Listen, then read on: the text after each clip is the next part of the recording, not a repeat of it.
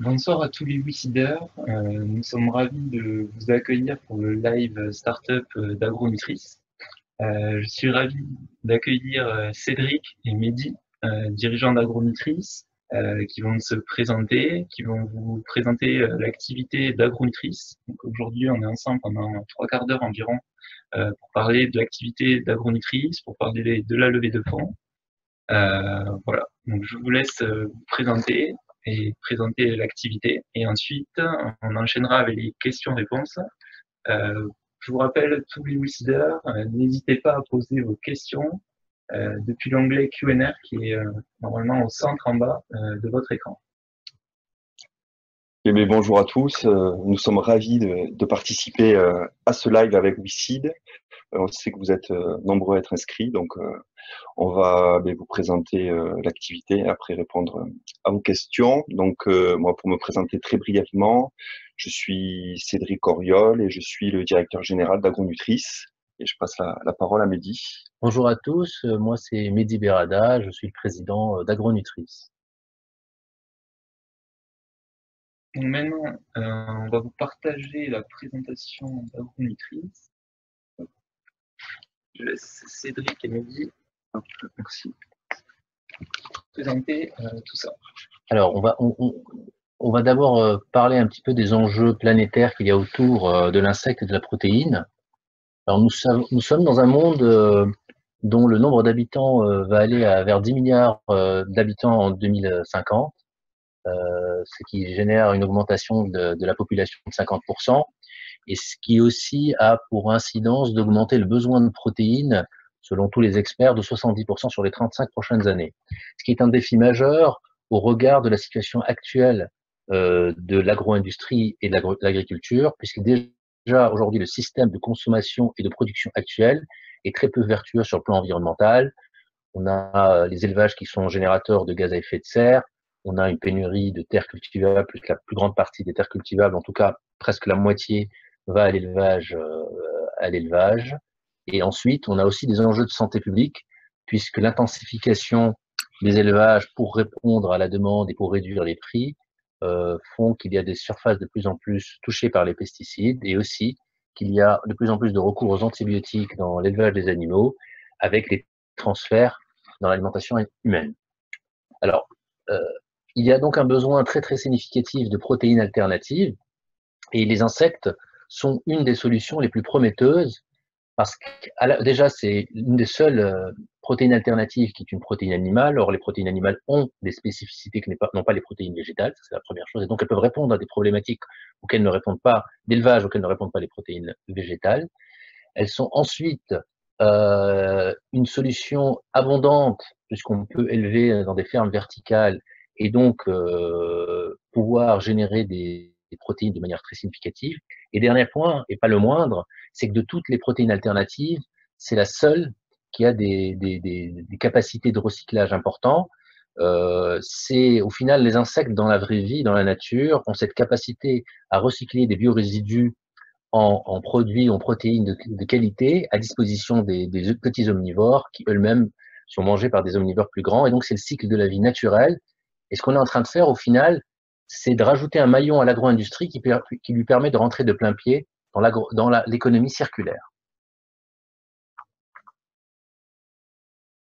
Alors, à partir d'un élevage d'insectes, on va pouvoir adresser plusieurs marchés. Donc, il y a les marchés de l'alimentation humaine qui aujourd'hui ne sont plus adressés ou que de manière très périphérique par Agronutrice.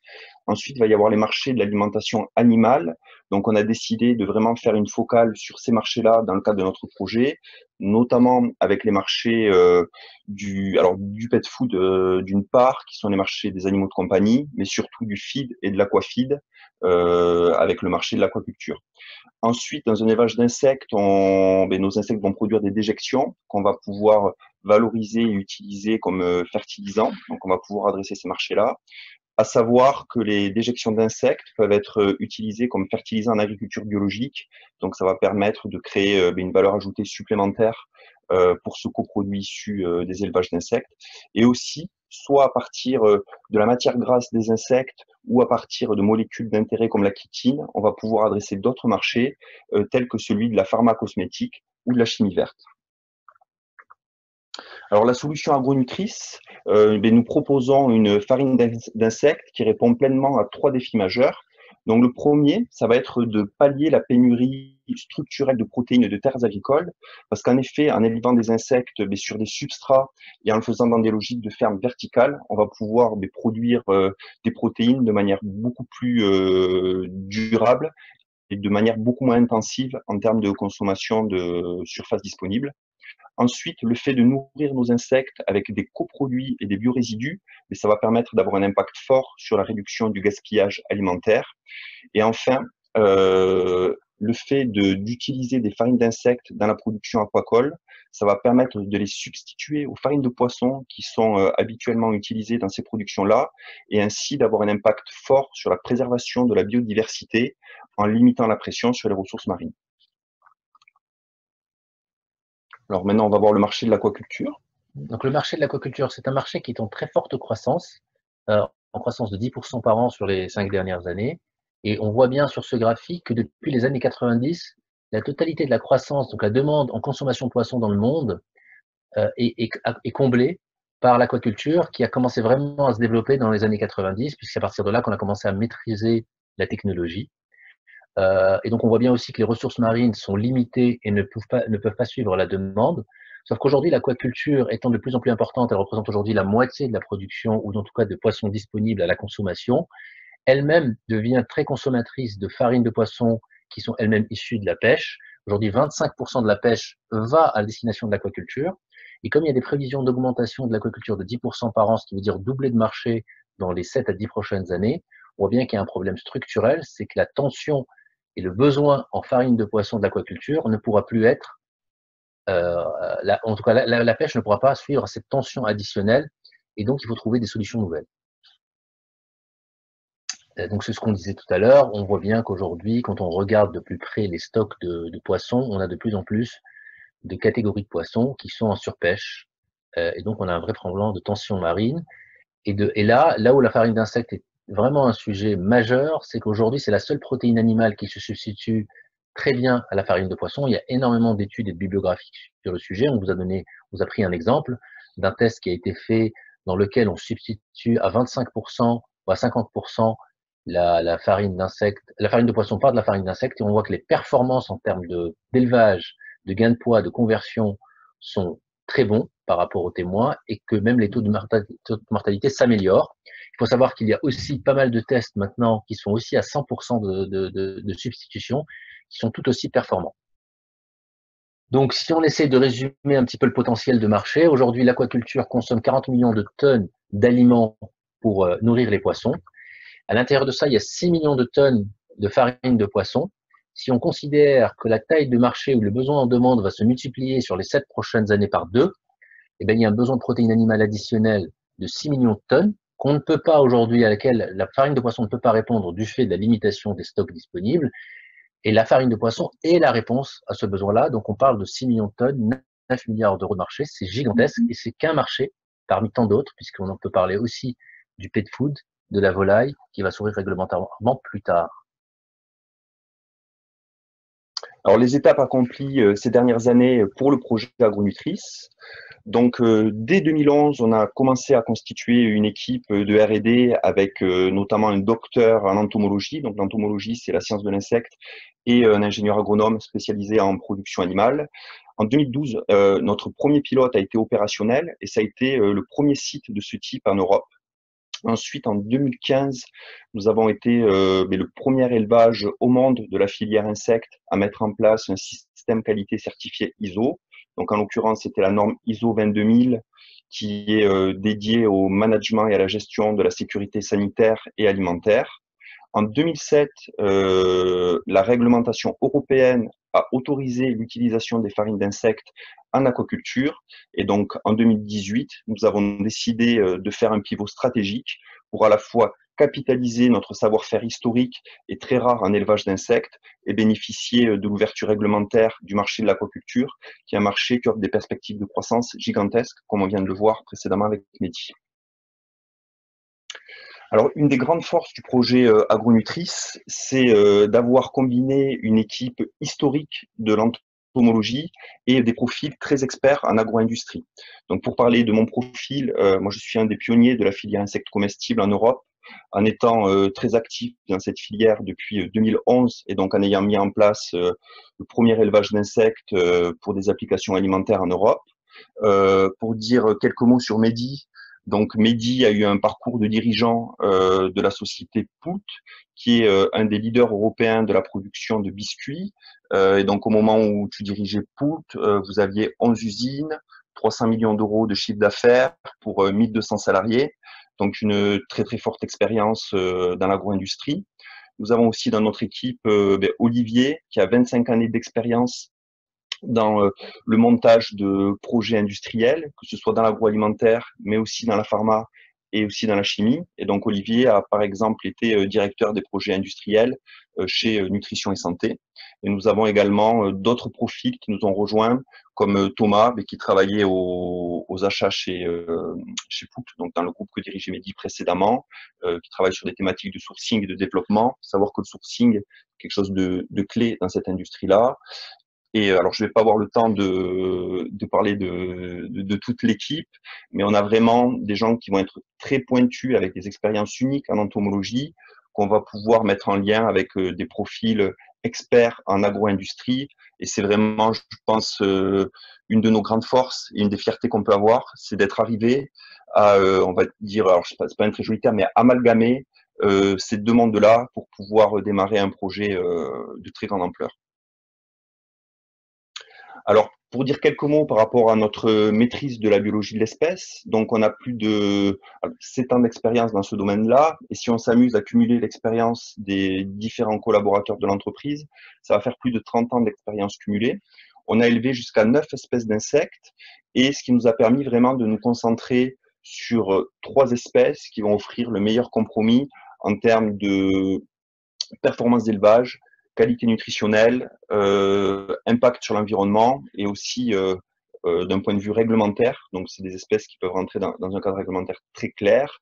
Donc, pour les citer, on va travailler aujourd'hui sur le grillon, le ténébrion et la mouche soldat. Donc, on est vraiment très axé, très marqué avec tout un écosystème qu'on a tissé ces dernières années. Donc, pour citer quelques partenariats qui sont soit sur des thématiques d'élevage, de process ou même d'application. Donc, on travaille notamment avec le CNRS, l'INRA ou l'INSERM. Alors, les prochaines étapes. Donc, les prochaines étapes, ce qui est majeur dans notre histoire et dans notre aventure, c'est de pouvoir être compétitif et de changer d'échelle. Et le changement d'échelle est aussi un facteur de compétitivité, évidemment. Donc, comme le disait tout à l'heure Cédric, le sourcing est très, très, très important pour nous, puisque tout le travail, pour avoir des usines significatives et performantes, il faut avoir accès à des gisements de matières premières, de coproduits suffisamment importants pour pouvoir nourrir nos insectes. Aujourd'hui, on est très avancé sur ces sujets-là et on a 3 scénarios qui sont très avancés. Évidemment, pour des raisons de confidentialité, on ne peut pas les localiser ou dire où ils sont, mais en tout cas, on a fait un travail très profond pour pouvoir cartographier en France et dans une partie de l'Europe l'ensemble des gisements disponibles et travailler sur des écosystèmes qui nous paraissent performants avec des gisements disponibles. Ensuite, le deuxième enjeu majeur, et sûrement c'est un élément de différenciation avec l'ensemble des acteurs médiatisés dans notre industrie, c'est que c'est le changement d'échelle et le projet industriel. C'est-à-dire imaginer l'usine de demain et la construire. Et pour l'usine de demain, nous, on a fait un choix majeur, c'est d'avoir un partenariat avec un équipementier mondial qui a une présence dans le monde entier et qui est ensuite un des leaders incontestés de l'agro-industrie, qui a monté plusieurs centaines d'usines dans le monde ces dernières années. Et l'idée, c'est que lui est apporteur de la solution technique et nous sommes apporteurs de tout le savoir-faire qui permet de la rendre possible. J'ai l'habitude de comparer ça pour les entreprises, et ça c'est un vraiment choix différenciant. La plupart de nos concurrents ont fait le choix de tout développer en interne. Et moi j'ai donc comme habitude de dire que c'est comme une entreprise, par exemple, qui veut monter son nouveau système informatique intégré, qui fait le choix, alors que c'est pas de son corps de business, de le développer en interne. Nous, ce qu'on a fait, et nous, on a plutôt choisi de s'adosser à un acteur de type ERP, c'est un peu le choix qu'on a fait à travers l'équipementier, qui lui va apporter un savoir-faire et une connaissance incroyable. et il va travailler un petit peu par la compréhension de nos métiers sur quelques spécificités. Il nous semble, c'est ce qu'on a toujours fait dans les industries matures, il nous semble que ce choix-là est sûrement celui qui permet d'avoir une usine qui est la plus opérante et la plus compétitive possible parce qu'on s'appuie sur un savoir-faire très fort de notre partenaire et du nôtre évidemment. Sur le besoin de financement, alors le tour actuel a pour principale ambition, c'est de financer la phase de pré-industrialisation. Donc il y a principalement des enjeux de R&D, donc il y a des recrutements qui sont effectués, vous avez les personnes qui vont nous rejoindre dans les quelques jours dans l'équipe R&D principalement. L'idée, c'est évidemment de tester un certain nombre de choses dans le labo pilote pour sécuriser au maximum l'industrialisation et ensuite continuer à creuser un certain nombre de thématiques de R&D qui sont essentielles à l'industrialisation. Et en ingénierie, c'est tout le travail d'études de faisabilité qui a déjà démarré avec des premières estimations en 3D de l'usine, des choix technologiques qui sont faits, etc., etc., etc. L'idée, c'est que d'ici un an, on a une connaissance hyper précise dans tous les domaines des technologies utilisées, des process utilisés, de leur prix et donc de leur capex, même si à l'heure où on vous parle, on a déjà une très bonne connaissance du coût de l'usine et du prix de revient qu'il y a derrière. Encore des éléments qu'on ne peut pas malheureusement partager avec vous à ce stade parce qu'ils sont trop confidentiels et trop sensibles. Mais en tout cas, on a beaucoup avancé sur ces sujets-là. Évidemment, ils sont amenés à se préciser dans le temps, ce qui va être majeur.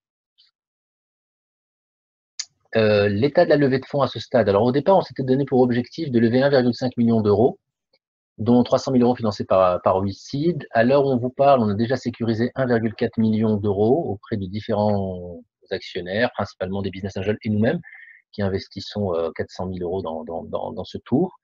Et on a fait le choix de continuer la levée et d'augmenter donc notre objectif en ayant recours donc à la levée WeSeed. Les montants additionnels auxquels on aurait accès nous permettraient d'accélérer un certain nombre de sujets de R&D principalement. Voilà pour le tour d'horizon d'Agronutrice et on est prêt à écouter vos questions et à y répondre. Merci messieurs pour cette présentation. Donc maintenant on va passer à la partie que vous attendez tous, la partie questions-réponses. Donc il y a déjà pas mal de questions. Alors. Moi j'ai du mal à les lire. Tu les vois bien? Moi j'ai lu bien. Okay. 40 millions de... non, il paraît très bien. Un grand? Ouais, je pense. Non, comme tu veux. 40 millions de tonnes de farine. Alors, je vais commencer par vous poser la première question. Alors, c'est pas vraiment une question, mais Monimac fait une réflexion, plutôt un avantage sur votre projet, notamment lié à l'équipe, donc une sacrée équipe. Peut-être vous pouvez nous parler des recrutements qui ont été en cours ou bouclés sur les dernières semaines. Oui, donc on a donc une personne qui nous a rejoint, qui avait déjà travaillé sur un pilote de production pour de mouches soldats pour l'alimentation animale. Donc c'est des expériences qui sont assez rares sur le marché. On a un nouveau candidat qui nous a rejoint, qui a travaillé dans la lutte biologique, qui a protocolé ces 7 dernières années plus de 40 espèces d'insectes. Donc c'est vraiment des expériences qui sont très très rares. Et en sachant que ces protocoles ont été utilisés au niveau labo et R&D pour bien définir le spectre d'élevage de ces insectes en lutte biologique, pour pouvoir ensuite développer ces élevages à très grande échelle. On a ensuite un profil qui nous a rejoint en qualité. Peut-être tu peux dire un mot sur qualité R&D. Oui, Cécile, qui va nous apporter à la fois un vrai plus en termes de qualité, parce que pour l'industrialisation, il faut évidemment des nouvelles certifications qui sont en cours et avoir des process extrêmement bien calés, mais aussi elle va nous apporter ses compétences en ingénierie process, puisqu'au-delà de l'élevage, il faut travailler à la fois en amont sur la formulation de nos intrants, sur l'ingénierie process, les R&D process, et aussi sur la qualité de nos produits finaux. Donc elle apporte un angle un peu différent, plus qualité R&D pour les produits. Et si je peux rajouter un mot, donc au-delà des profils qui nous ont rejoints très récemment, les profils historiques qui sont dans l'entreprise depuis plusieurs années ont tous développé des savoir-faire uniques et très spécifiques qui sont très rares au niveau mondial. C'est-à-dire qu'aujourd'hui, sur le marché du travail, des personnes qui ont élevé des insectes pour des applications alimentaires, que ce soit pour le feed ou pour le food, dans des logiques d'industrialisation, il y en a très peu. Et le fait d'avoir une équipe qui est dédiée à ces problématiques-là depuis plusieurs années, ça nous amène vraiment un avantage concurrentiel et une spécificité unique. Du coup, pour la prochaine question, on va les prendre par ordre chronologique, vu qu'il y en a pas mal. Du coup, Mehdi, je vous laisse. Alors, 40 millions de tonnes de farine pour l'aquaculture, 6 millions pour la farine de poisson, c'est quoi les 36 autres? Dans les 36 autres, on va trouver de l'huile de poisson, mais on va aussi trouver du soja, beaucoup de soja, et d'autres aliments d'origine végétale qui complètent l'alimentation des poissons. Okay. Ensuite, pour la prochaine question, dans votre présentation, vous nous avez dit que votre premier marché, ce serait plutôt l'aquaculture. Donc là, Laurent nous posait la question, pour ce qui concerne l'alimentation des volailles, les farines sont-elles en cours de certification? Alors, aujourd'hui, au niveau réglementaire, les insectes, les farines d'insectes ne sont pas encore autorisées pour l'alimentation des volailles. Par contre, dès à présent, d'un point de vue réglementaire, on peut déjà utiliser la matière grasse qui a été extraite des insectes pour des applications en production de volailles. Alors nous, on est très actifs au niveau du syndicat européen de la filière insectes et on pressent que l'ouverture réglementaire pour la volaille, pour les farines d'insectes, devrait intervenir d'ici 1 an et demi, 2 ans. D'ailleurs, on a des sujets de recherche ouverts sur ces marchés-là. Et vraiment, que ce soit pour l'aquaculture ou même pour le pet food, qui sont les deux marchés qui sont déjà ouverts au niveau réglementaire, il y a des besoins qui sont tels que le marché de la volaille, ce sera un plus. Mais pour nous, à mon sens, on n'a pas d'enjeu à très court terme de pouvoir avoir une offre spécifique pour ces marchés-là. Ensuite, une autre question. Quelles sont les durées des cycles des 3 insectes pour toi? Oui, les 3 insectes.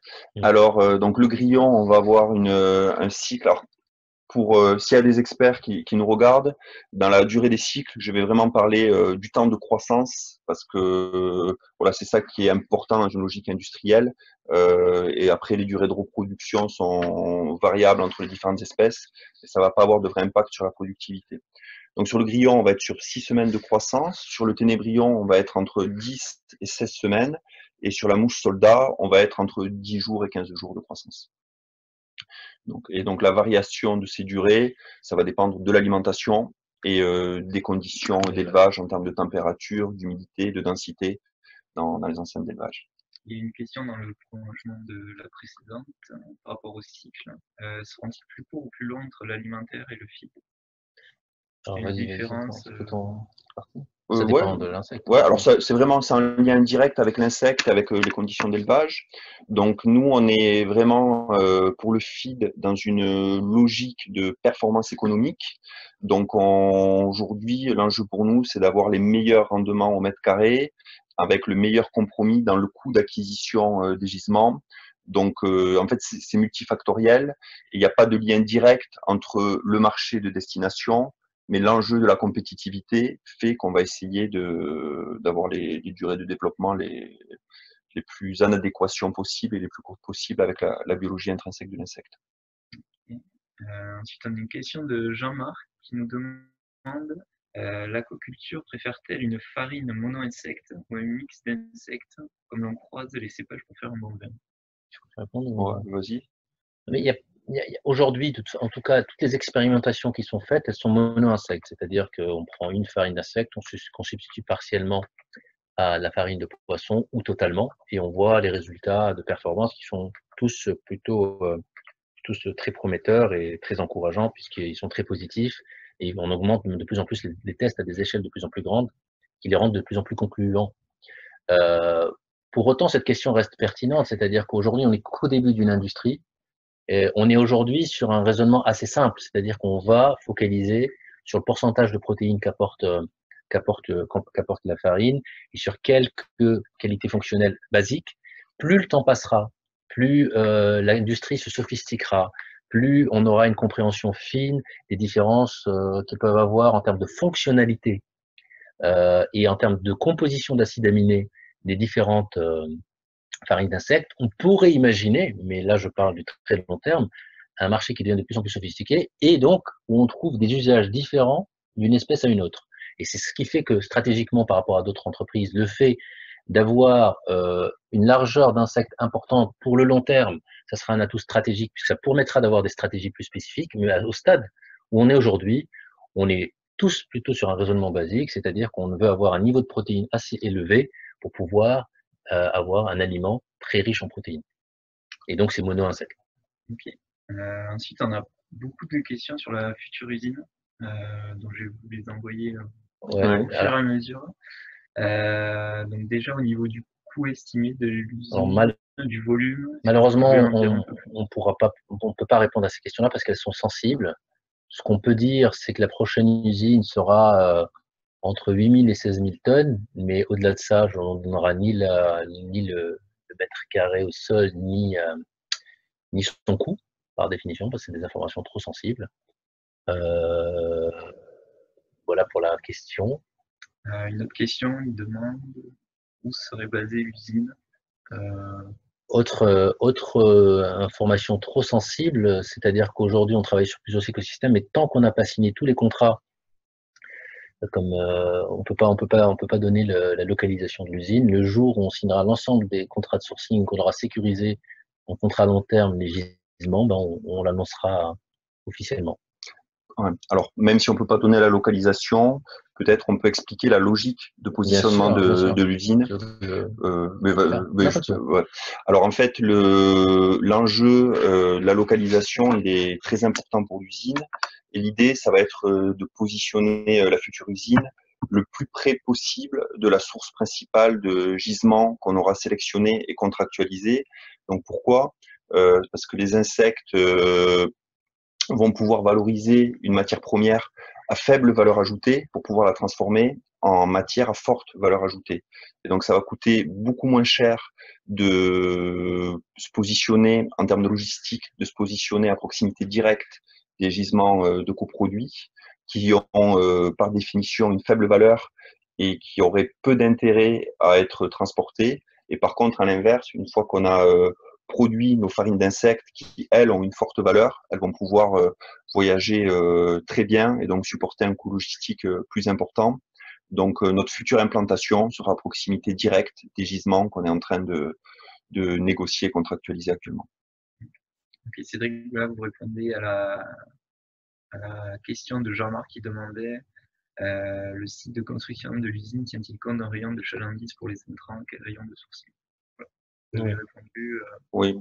Alors après, en plus, il y a une deuxième phase. On peut répondre, rajouter quelque chose à cette deuxième question sur le rayon de sourcing. C'est que la première phase aujourd'hui, quand on cartographie pour faire trouver plusieurs emplacements d'usines, c'est de définir les gisements majeurs. Donc le premier ou les 2 ou les 3 premiers qui sont significatifs pour reconstituer le profil nutritionnel idéal pour nourrir nos insectes. Mais évidemment, dès qu'on s'installe et qu'on choisira la première usine et sa localisation, ce qui est une question de semaines ou de mois, on va faire un autre travail qui est de bien comprendre dans un rayon de 100 à 200 km. Après, le rayon est compliqué parce que ça dépend de la transportabilité du produit qu'on peut amener. Mais donc voilà, dans un rayon de 100 km pour commencer, de voir tous les gisements secondaires qui sont très intéressants sur le plan nutritionnel et qui sont mal valorisés pour pouvoir les rajouter à notre projet industriel. Ensuite, on a pas mal de questions sur la concurrence, sur votre différenciation. Alors, là, par exemple, une question qui, selon vous, est votre principale concurrence sur ce marché? Pardon, laquelle? Parce qu'il y en a... Et après, c'était celle-là, une question, et une autre. Votre univers concurrentiel, s'il vous plaît. Insect a levé plus de 100 millions d'euros, non? Comment vous différenciez? Voilà. Alors, au niveau général. D'accord, on va répondre de manière générale.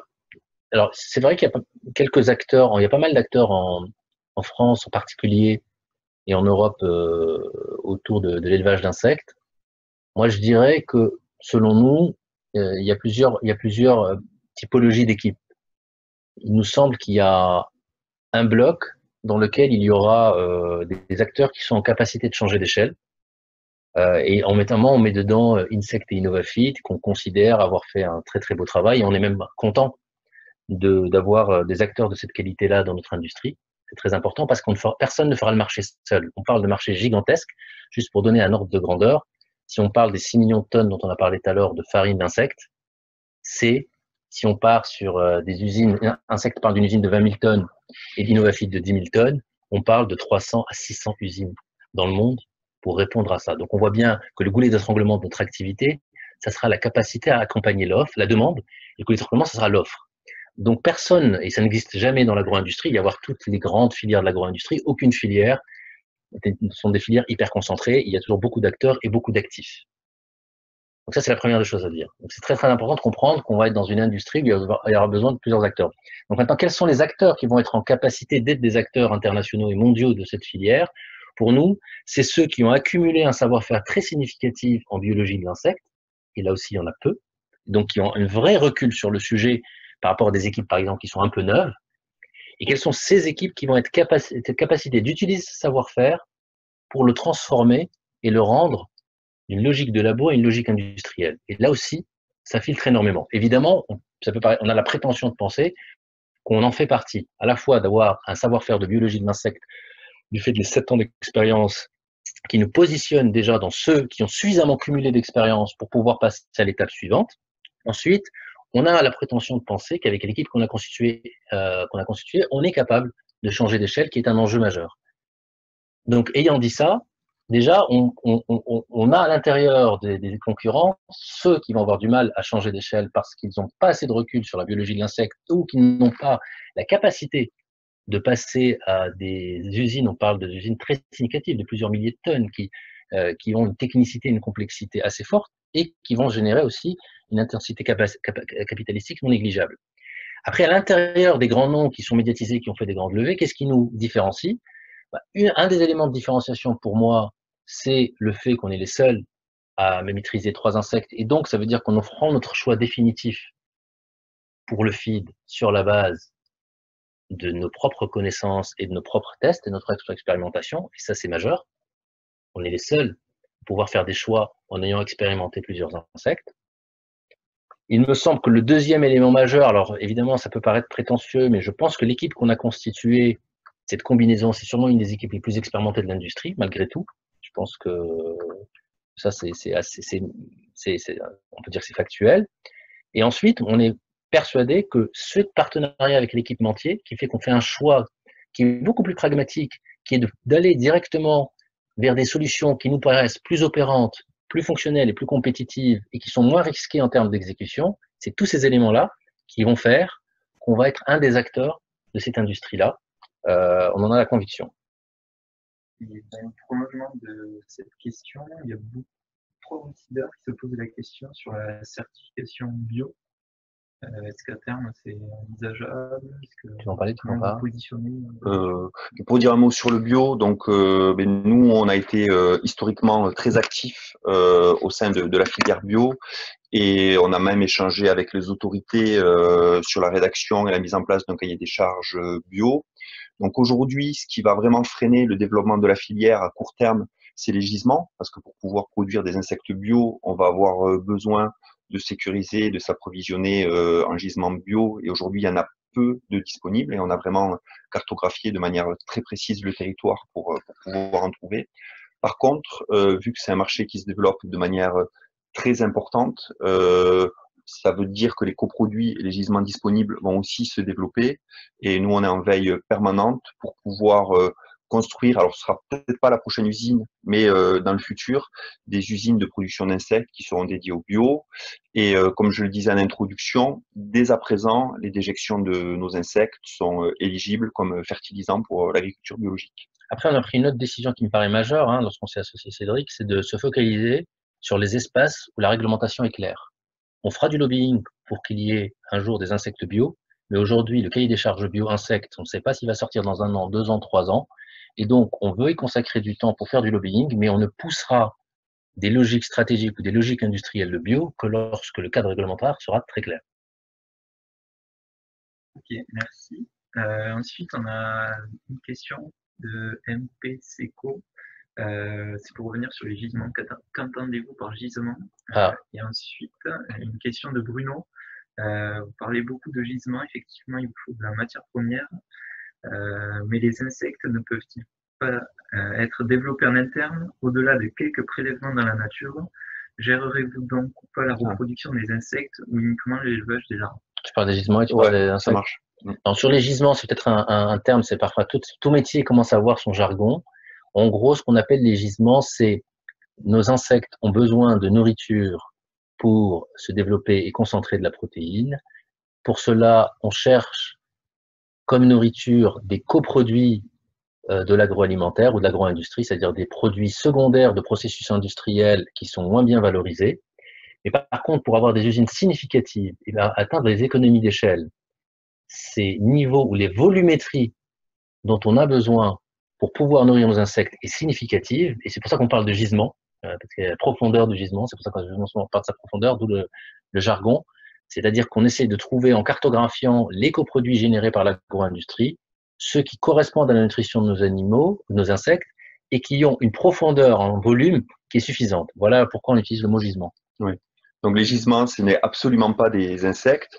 Donc dans la logique de production d'insectes qu'on développe, 100% du cycle d'élevage est fait au sein de nos locaux, donc que ce soit accouplement, ponte, éclosion, croissance, métamorphose. Donc on ne prélève absolument aucun insecte dans la nature. Donc il n'y a aucun impact négatif sur la biodiversité en développant les élevages d'insectes dans la manière dont on le fait. Ensuite, Mehdi, vous voulez ajouter quelque chose? Non. On a deux questions de Fabien qui sont pas visibles là, mais qui sont visibles ailleurs. Vous dites des compétences rares, mais vous semblez ne pas avoir trop de mal à recruter. Et ensuite, avez-vous pris des mesures contre l'espionnage industriel? Alors pour la première, ouais, c'est un peu tautologique, c'est-à-dire que pour pouvoir recruter ces profils-là, il faut qu'ils soient convaincus par. Il y a aussi des notions de cercle vertueux. C'est-à-dire que plus vous êtes légitime dans la filière, plus vous attirez les entomologistes.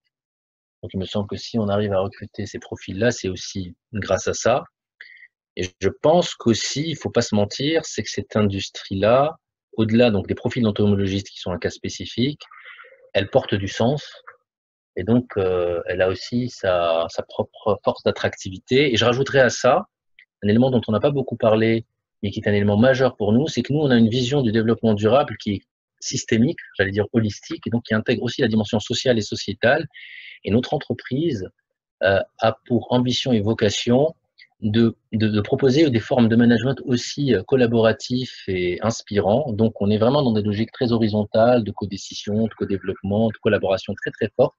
Et je pense que ce sont des éléments très forts d'attractivité de notre projet, au-delà de la dimension apporteuse de sens, de travailler sur des filières nouvelles, vertueuses sur le plan environnemental.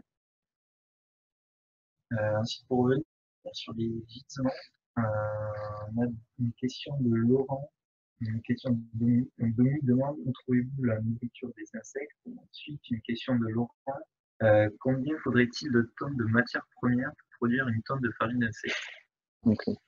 Donc les gisements, ça va être donc des coproduits issus de l'industrie agroalimentaire. Donc par coproduit, ça va être des productions secondaires qui même quelques années auparavant pouvaient être même classifiées déchets.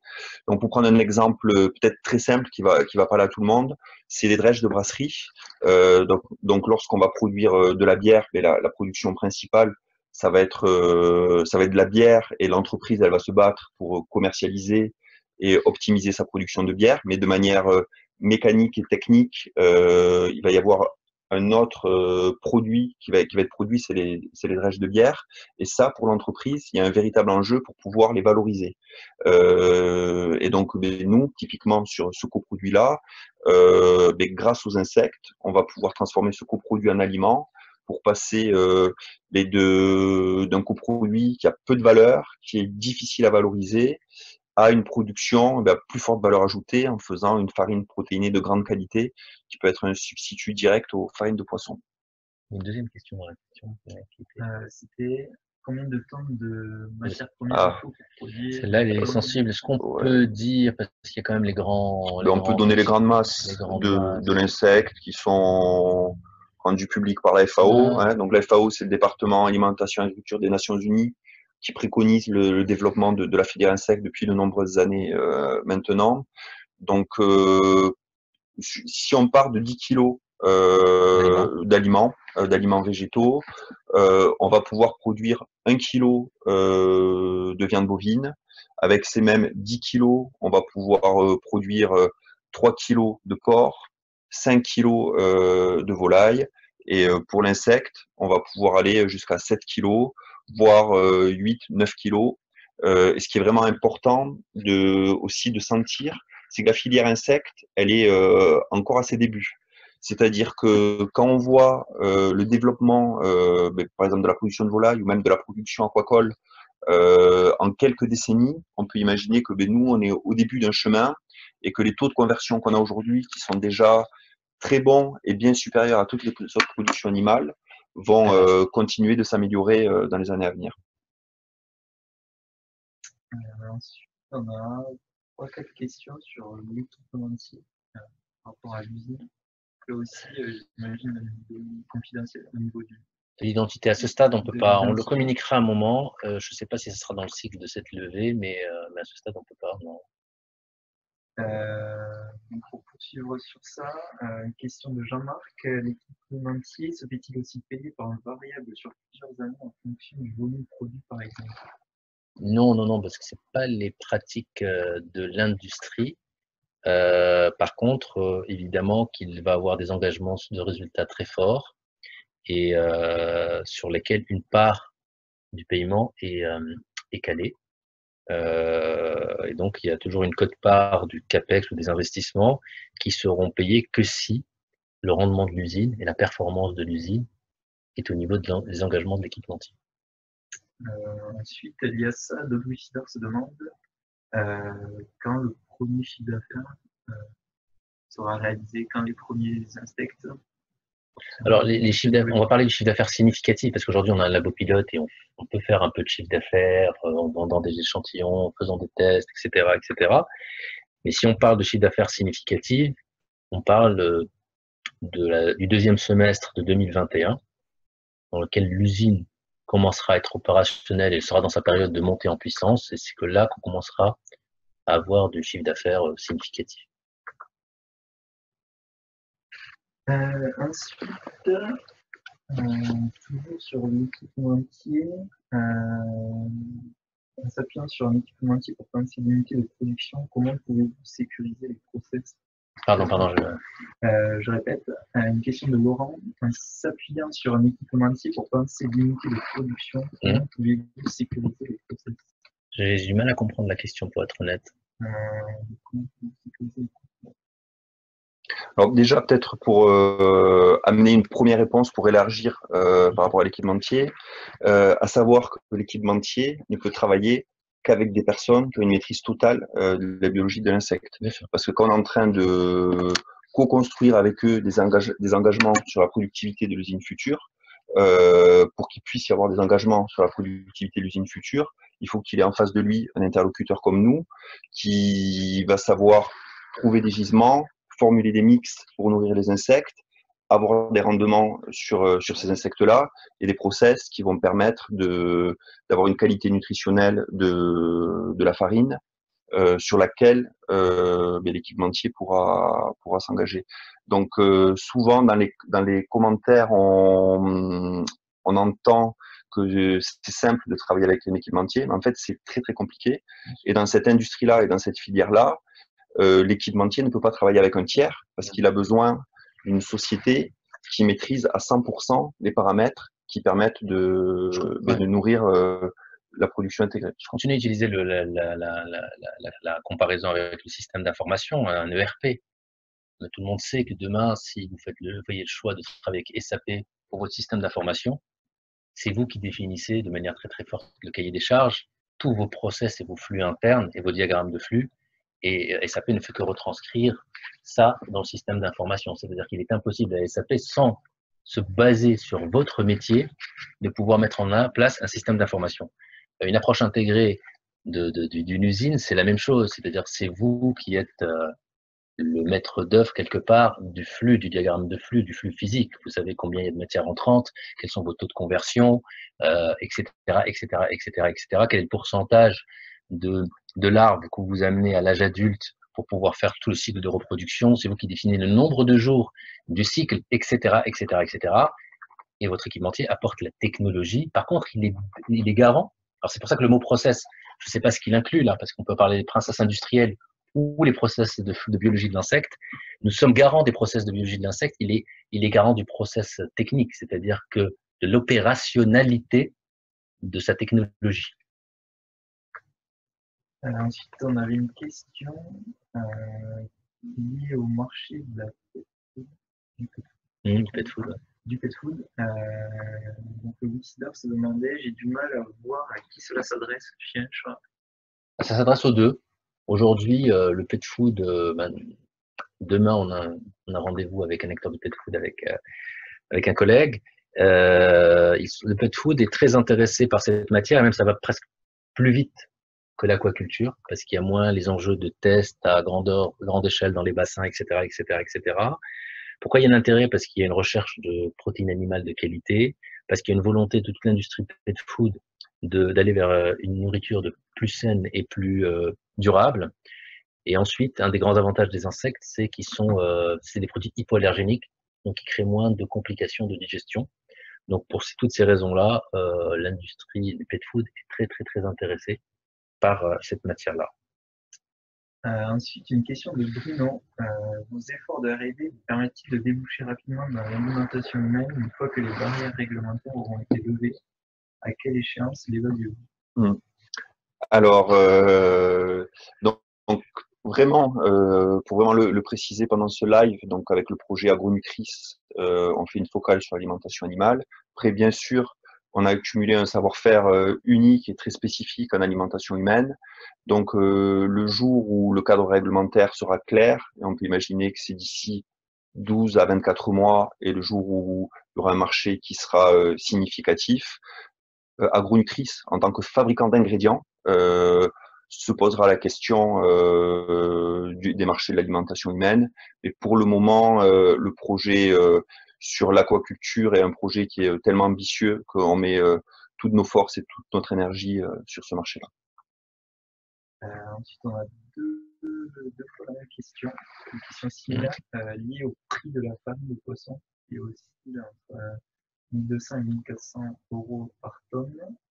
Donc vous, est-ce que dans vos hypothèses, vous avez déjà ciblé ou c'est encore trop tôt? Non. Évidemment des hypothèses. Déjà, en Europe, c'est plus proche de 1600 euros la tonne. Comme ça, c'est le marché mondial et ensuite, il y a quand même le prix de transport, etc., etc. Donc, à l'arrivée en port européen, c'est plus proche de 1600, 1650 euros la tonne. Aujourd'hui, notre business model, il est basé sur une logique où évidemment la farine de poisson est un point de référence, mais pas un point obligatoirement cible d'atteinte, parce qu'on est confronté à plusieurs choses. Le pet food est en train de tirer beaucoup sur cette industrie et lui est très éloigné de la logique de la farine de poisson parce qu'il n'est pas dans des logiques de substitution. Et en tout cas, plus on peut rajouter aussi que la farine d'insecte a un certain nombre de fonctionnalités que n'a pas la farine de poisson, comme les peptides antimicrobiens qui améliorent le taux de survie. Voilà, pour plein de raisons, la farine de poisson est un point de repère, mais pas l'alpha et l'oméga du prix de la farine d'insecte. Donc là, on est bientôt à la fin du live. On va prendre 2-3 questions pour finir. Okay. Même s'il en reste certaines auxquelles on n'a pas eu le temps de répondre, on notera les questions et on y répondra par une news ou par commentaire. D'accord. Voilà. Après, pour voilà. les Weedseeders, voilà, n'hésitez pas à nous poser des questions dans les commentaires. On les regarde régulièrement avec Mehdi et on interagit avec vous sans problème. Donc, on va choisir les dernières questions. Une question de Bruno. Bonjour, avez-vous d'ores et déjà connaissance des débouchés de farine insecte en France? C'est-à-dire, est-ce que oui, on est. Alors, en tout cas, si je comprends la question, aujourd'hui, on discute. Demain, tu es, par exemple, avec un acteur de l'aquaponie sur un gros projet. On parle avec des acteurs d'un certain nombre de filières françaises. Donc oui, on est en discussion avec pas mal d'acteurs en France, avec un besoin qui est avéré. Mais après, il y a toute l'inertie d'une industrie qui est très soucieuse de s'assurer que ces farines-là passent des tests à échelle de plus en plus grande pour être conclusifs sur leur intégration. Et au final, la principale crainte de la plupart des acteurs avec lesquels on discute, alors là j'élargis à l'échelle européenne parce qu'il y a des énormes acteurs européens, c'est plus que l'industrie ne puisse pas suivre. Et donc s'ils déclenchent et ils enclenchent des substitutions, c'est de s'assurer qu'il y aura une offre qui sera en capacité d'accompagner parce qu'on parle de marché massif. Et donc l'enjeu, c'est quand on introduit un ingrédient, c'est de s'assurer qu'il y aura l'offre qui pourra faire en sorte que cet ingrédient soit disponible. Et pour compléter un petit peu, en étant dans cette filière depuis 7 ans, on est très connecté avec l'écosystème français qui est intéressé par les utilisations de farine d'insectes. Donc pour répondre à la question de Bruno, ce qui se passe sur le marché français en termes de farine d'insectes, en général, on est connecté et au courant. Une dernière question qui conclura bien le live, je pense. Une question de Bruno, encore une fois. Tout simplement, au-delà de la présentation des marchés potentiels, que souhaitez-vous nous dire pour nous rassurer à vouloir porter vos projets? Pardon. J'essaie de la lire, j'ai pas bien fait, j'aurais dû Oui. écouter. Alors c'est la deuxième question. Tout simplement, au-delà de la présentation des marchés potentiels, que souhaitez-vous nous dire pour nous rassurer à vouloir porter vos projets? Au risque de nous répéter, tu veux Je peux dire, et puis, voilà, ouais. Donc pour dire mais déjà un petit mot, je pense qu'aujourd'hui, tous les indicateurs sont au vert pour mettre en avant la taille très très significative du marché de la farine d'insectes, notamment pour l'aquaculture. Et la conviction qu'il faut avoir, c'est est-ce que l'équipe que vous avez en face de vous est capable de porter un projet de grande ampleur et saura opérer, mettre en place et opérer des usines de production d'insectes compétitives. Nous, on a une réponse très claire à cette question. Je pense que c'est la principale conviction qu'il faut se faire sur ce dossier. Que rajouter d'autre après ça? Oui, c'est la même chose que je dirais, c'est que au final, ce qui fait le succès d'une équipe ou d'une aventure, c'est la conjonction de quelques paramètres. Moi, je pense que, au risque de se répéter, le savoir-faire très rare dont nous disposons en entomologie, l'expérience déjà vécue, ce qui est à mon avis la seule équipe, à la fois d'avoir fabriqué ou en tout cas développé des usines clés en main et opérer des structures de plusieurs usines et de leur complexité. Si on couple à ça le fait que nous avons sûrement une solution technique du fait du partenariat, je sais que beaucoup salivent et voudraient savoir qui c'est, mais du partenariat et la solution technique qu'on a choisie, quand on combine au moins ces trois-là, ces trois éléments-là, je pense qu'on a les ingrédients pour être un des acteurs qui réussira dans cette industrie. Merci messieurs en tout cas pour cette présentation. On a eu beaucoup de questions, vous avez répondu une trentaine de questions. Ok, super. Il y en a une dizaine encore à répondre. Okay. Du coup, je vais les noter et ensuite on y répondra ensemble dans l'espace commentaire. Merci à tout le monde d'avoir participé. Merci aux Wicider et à tous ceux qui nous suivent depuis plusieurs années aussi et aux nouveaux. Merci beaucoup. Comme d'habitude, si vous avez la moindre question, que ce soit à la suite de ce live ou à la suite du replay, n'hésitez pas à poser vos questions directement dans l'espace commentaire. On peut peut-être aussi, pour finir, faire un petit point sur la collecte au niveau du montant. Donc, on a dépassé les 175 000 € collectés. Ok. Voilà. Donc, sur un montant recherché de 300 000 €. Voilà. Donc, comme au début, un beau début de collecte. Voilà. Donc, si vous avez des questions sur d'ici la fin de la collecte, n'hésitez pas dans les commentaires et nous serons là pour y répondre. Merci à tout le monde. Merci. Merci à tous. À bientôt.